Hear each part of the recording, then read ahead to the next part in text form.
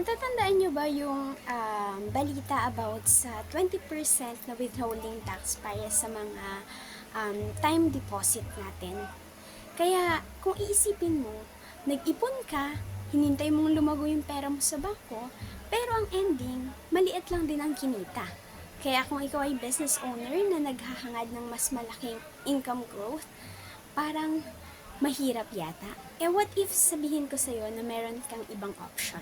Kung meron ka lang din namang natutulog na pera sa bangko, we have this what we call PruWealth 10, kung saan you can leave your money here for 10 years and from first year up to 10th year, meron kang 5% sure na payout. And bukod pa doon, meron ka ring 100% guaranteed maturity benefit. Ibig sabihin nun, after 10th year, ibabalik sa'yo ang lahat ng inipon mo. Plus, meron pang protection coverage na 110%. Kaya, wala kang lugi, di ba? Plus, bukod pa doon, meron ka ring access sa cash value na kung saan pwede mong ma-loan kung kailan mo kailangan.